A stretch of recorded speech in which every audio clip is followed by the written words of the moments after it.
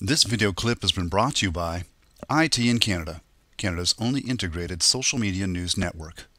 Find us on the web at www.itincanada.ca.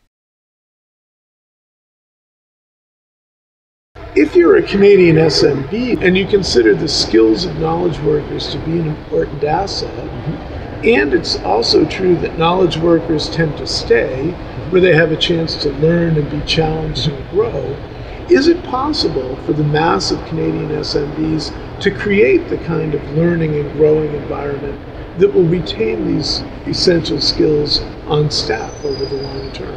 I think so. I think I grew up in the business selling to the SMB or general business space, and came across some phenomenal companies with long-term employees. And I think what many of them would say is they were given an opportunity to accelerate and take on more responsibility faster, and that they had broader responsibility. So when you're in a large organization, you may be siloed into a very narrow tower very quickly.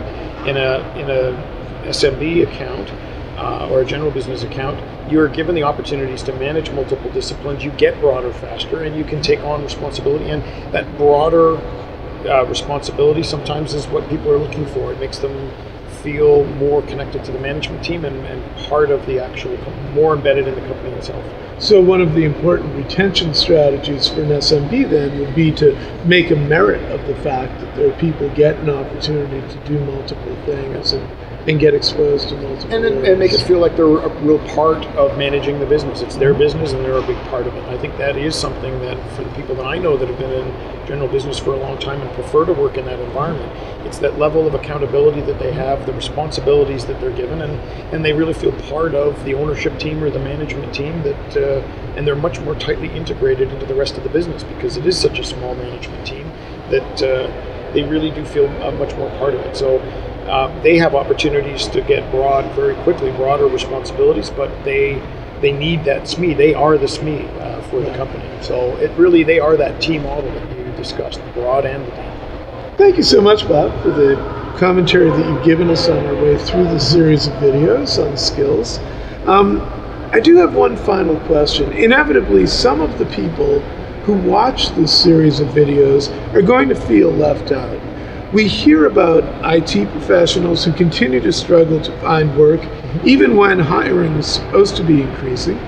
What advice do you have for those people so that they can get hired?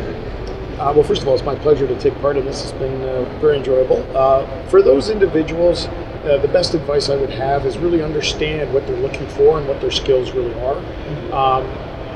You get into what skills do they really need to go and get? Is it and where is their background? If they're if their background is older, antiquated technologies or technologies that are no longer very active, they really need to consider how they will leverage the basic core skills that they have, potentially learn some of the new skills, get certifications in the new skills. Many of the certifications can be done, the first levels can all be done over the internet.